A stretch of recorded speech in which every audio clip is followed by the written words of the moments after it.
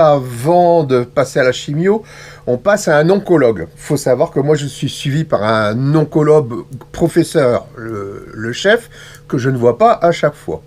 À chaque chimio, c'est un nouvel oncologue ou un oncologue que j'ai déjà vu avant. Né à la fin de mon protocole de cas de chimiothérapie, je vais faire un scanner et là, j'ai le débriefing avec le grand boss, si vous voulez. C'est pour expliquer un petit peu le contexte. Mon oncologue là, c'était une femme, je vais pas dire son nom et je ne l'ai pas filmé en caméra, mais je lui ai demandé des conseils, parce que j'ai demandé des conseils, j'ai expliqué que j'avais une chaîne YouTube et que j'ai eu des conseils de mes abonnés qui sont très intéressants. Ce qui m'a amené à faire des recherches sur internet, c'est au niveau, comment dire, l'alimentation, des épices, tout ça, des choses qui sont très bonne pour la santé quand on est en bonne santé. Alors attention à ce que je vais dire, je vais faire des recherches encore cette semaine. Je vais faire des recherches pour pas dire de bêtises ou dire le moins de bêtises possible. Vous me corrigerez si je me trompe, si vous savez. Si vous avez des oncologues ou des gens qui sont dans le milieu médical, voilà. Parce que quand on est soigné pour mon cas, œsophage, on n'en parle pas, on parle du foie. Hein. Vous voyez, je suis encore sous... Pour les tumeurs qui sont au foie, le foie est malade. Hop. Le 24-10 à 14h45, on me l'a retiré. Mon foie est malade. Donc je ne peux pas prendre certaines choses qui sont très bonnes, qui sont détoxifiantes, par exemple, pour des personnes en bonne santé. Parce que ça risque d'avoir des interactions avec ma chimiothérapie et ne plus fonctionner sur le pouvoir de rétrécissement de mes tumeurs. Du curcuma, c'est très bon pour le foie, mais pas quand on est sous chimiothérapie. Alors, il y a peut-être une différence, en plus, c'est compliqué, dans des chimiothérapies qui vont être orales et dans des chimiothérapies qui vont être par intraveineuse. Moi, tout passe par intraveineuse. Alors, je vais vous passer un passage, je suis désolé, je vais vous montrer un passage de vidéo qui n'est pas de la vidéo, qui n'est qu'une bande son. Je vais illustrer par quelques photos. Mais écoutez bien ce que l'oncologue va répondre à mes questions. 1, 2, 3, oui, ça tourne. Voilà. Actuellement, donc, je suis en chimiothérapie. Est-ce que je peux continuer du thé vert pendant la chimiothérapie? À mon sens, oui. Bon, d'accord. Au niveau des épices, le piment d'Espelette. Oui, vous pouvez manger des épices. Le curcuma. Alors, il faut faire attention avec le curcuma, parce que c'est un puissant anti-inflammatoire. Ouais. Mais parfois, c'est... contre-indiqué avec certaines chimiothérapies. Donc, je ne prends pas. Par sécurité, il vaut mieux pas. Voilà. Le gingembre. Vous pouvez prendre un peu de gingembre. Ah ouais. Et tout ça, ça existe en thé aussi, du thé. Enfin, je crois qu'il était mélangé au curcuma, donc je ne peux pas. Les infusions de thym, tout ça, c'est bon. Oui, pas de millepertuis. Ah d'accord, pas le millepertuis. Okay. Bon, ça, j'en prenais pas de toute façon. Et une autre question qui m'était posée par un de mes abonnés, c'est est-ce que j'ai un œsophage de Barrett? Non. Non, d'accord. Non. Vous avez un cancer de l'œsophage. Ouais. Peut-être que vous aviez un endobrachioœsophage au départ, qui est qui correspond à un œsophage de Barrett. Je vais vérifier sur la fibroscopie initiale que vous aviez, mais c'est pas certain qu'on puisse le dire maintenant. D'accord. Bon, je sais que c'est un adénocarcinome de tête. Hein. Oui, ça c'est un adénocarcinome, ça c'est certain. Sur la fibroscopie initiale qui avait été faite au mois de juin, non, il n'est pas décrit d'œsophage de Barrett. D'accord. C'est une histoire de reflux, c'est ça? Oui. Parce que j'ai jamais eu de reflux. Mais parfois on ne le sent pas, le reflux. Ouais. C'est ce qui était mon cas. À chaque chimio, par contre, j'ai une gêne au niveau des cordes vocales, larynx, pharynx, tout ça.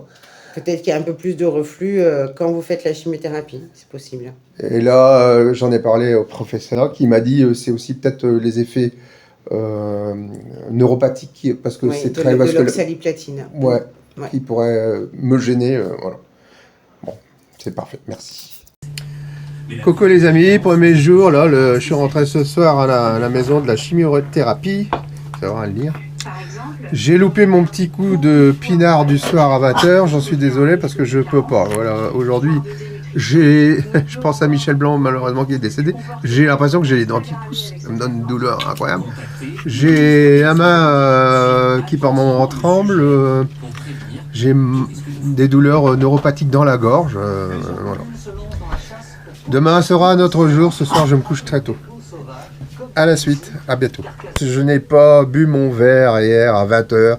J'ai pensé à vous. Si j'ai traqué avec vous en pensée, je dis salut mes abonnés, voilà, à la vôtre. Mais avec un verre d'eau parce que là, je peux pas boire de vin, je peux pas boire de sucré, tout ça dans la bouche, de la gorge. Chez mes dents, je sais pas, j'ai une mauvaise sensation. Ça me fait mal quand j'avale avec quelque chose qui va être froid, quelque chose qui va être sucré. J'ai un effet gueule de bois. Je ne vais pas me tenir au meuble pour marcher, mais je marche dans du coton. Je suis pas là. Je prendrais pas la bagnole, par exemple. Là. J'ai pas un bon équilibre, on va dire. Voilà. C'est surtout les douleurs neuropathiques qui m'embêtent le plus aujourd'hui. J'ai eu une tachycardie ce matin, mais light. Parce que ma tension elle était bonne, elle était à 12,75, enfin 120,75, et je montais à 85-88, c'est ma montre magique qui me le dit. Pop, pop. C'est le bien s'allumer. Non, si, elle veut s'allumer, voilà. Ça c'est super, hein, c'est machin là. Qu'est-ce que je voulais dire d'autre? Rien, non, ça va bien, autrement. Je précise que j'ai fait le jeûne 24 heures avant la chimio. Par contre, c'est un truc qui m'embête, et je sais pas si c'est des atteintes neurologiques, ces conneries-là. Quand je prends la souris, si je lève, il y a des moments, je contrôle pas bien mes doigts, ça tremblote, quoi. Et ce matin, c'est arrêté complètement et ça repart maintenant. Alors, quand je veux faire des gestes précis, je suis pas moi-même bien, voilà, j'ai mon double de personnage, j'ai la maladie qui se bat avec la chimio, je suis en conflit, en combat actuellement. Dans cette vidéo, je vais répondre, si vous voulez bien, à quelques questions qu'on m'a posées. Je trouve ça très intelligent. Il y en a qui m'ont dit, comment ça se fait que t'as pas perdu tes cheveux, par exemple. J'ai eu d'autres questions qui me reviennent pas sur le moment, mais ce serait pas mal. Si vous avez des questions, n'hésitez pas à les mettre en commentaire. De toute façon, de tout ordre, hein. Moi, je suis sans tabou. Puis les questions ne sont pas indiscrètes, sauf seuls sont les... Ah, je vais pas y arriver. Oh, je la fais en une fois, tant pis. Seules les réponses le sont. Et là, c'est moi qui décide s'il faut répondre ou pas. Voilà, vous pouvez les parler du bateau. J'espère pouvoir aller au salon. J'en reparlerai plus tard.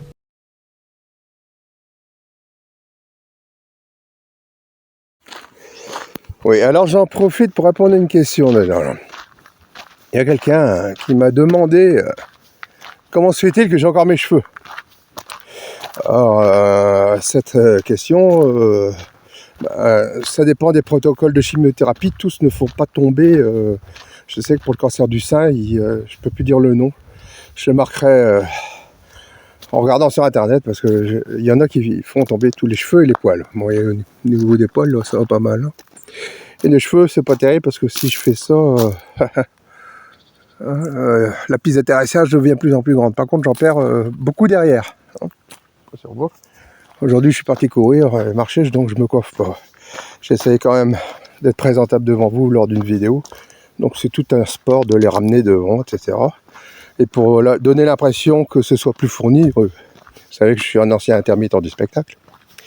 Donc j'ai plein d'astuces. On met des poudres sombres, ça colore un peu le cuir chevelu, puis on croit qu'on a des cheveux, on ramène un peu de cheveux, je fais la coupe de Johnny quand j'en ai besoin, puis voilà. C'est de l'illusion après, voilà. En fait, c'est du maquillage tout ça, doit. Vous savez, si je maquillage, je vais avoir les dents blanches, les yeux bien bleus. Bon, là, je suis pas maquillé du tout. Voilà pour l'histoire des cheveux. Alors le Folfox, l'herceptine et le penbenzabulone que je n'ai jamais dit, si je ne l'ai pas sous les yeux. Je crois que le Folfox il diminue quand même la qualité du cheveu, c'est-à-dire qu'il est plus merdique, il est plus souple, il perd en qualité. Mais après, ouais, il ne tombe pas. Puis après, ça dépend là aussi. C'est comme pour les gens, hein. Il y a des gens chez qui la chimiothérapie va fonctionner, il y a d'autres chez qui malheureusement ça va pas fonctionner.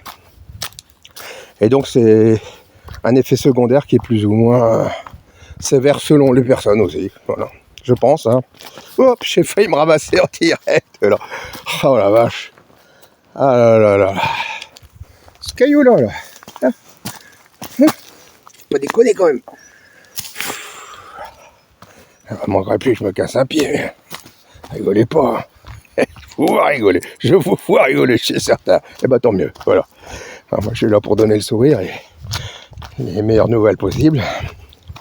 Bon, ça travaille toujours un petit peu dans la tête. Hein. On se dit toujours j'ai quelque chose. Mais bon, comme les gros machins sont en train de se barrer, je vais les avoir.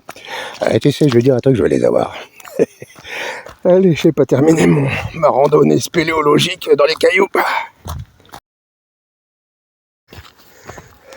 Même en faisant plein d'efforts, je me reforge une santé et j'ai toujours des bâtons dans les roues, regardez. Mais où vais-je passer? Où vais-je passer? Oh là là. Oh. Ah, ça va être dur là. Ça va être dur là. Et ensuite... Bon. J'y étais presque. Oh punaise. Allez, je suis là pour en chier après tout. Alors j'en chie.